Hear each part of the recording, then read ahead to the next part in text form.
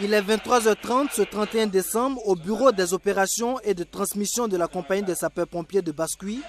Et déjà, pas de répit pour les stationnaires. Ils viennent d'être informés, un homme a été retrouvé ensanglanté et allongé en bordure de rue sur l'avenue Bassawarga. Aussitôt, une ambulance est dépêchée sur les lieux.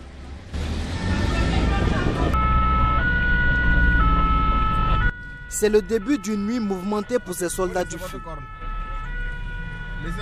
Sur les lieux de l'accident, c'est un homme inconscient, à peine identifiable, gisant dans un bain de sang que nous découvrons. Selon des témoins, il aurait perdu le contrôle de son engin suite à un excès de vitesse.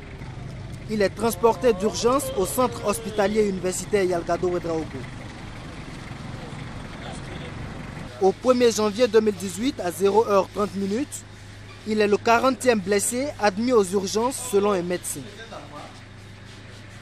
Et pourtant, le périple ne faisait que commencer. De retour de l'hôpital, nous croisons un homme d'un certain âge qui a fait aussi une chute libre au niveau du Premier ministère. Les agents de sécurité, témoins de la scène, parlent d'un virage mal négocié suite à un excès de vitesse.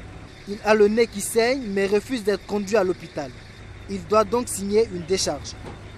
C'est un document qui prouve que les sapeurs-pompiers sont venus, mais que la victime ne veut pas son transfert ou son transport vers un centre hospitalier. C'est-à-dire que si son cas s'aggrave après, nous, notre responsabilité n'est pas engagée, je vais dire. Voilà pourquoi nous demandons de signer cette décharge. Vers 3h30 sur l'avenue de l'Insurrection populaire, un autre drame. Cette fois-ci, une collision entre un automobiliste et un motocycliste. Mais fort heureusement, il y a eu plus de peur que de mal. Le conducteur du véhicule est indemne, mais celui de la moto est conduit au centre de santé le plus proche. Au total, 56 interventions ont été menées à Ouagadougou.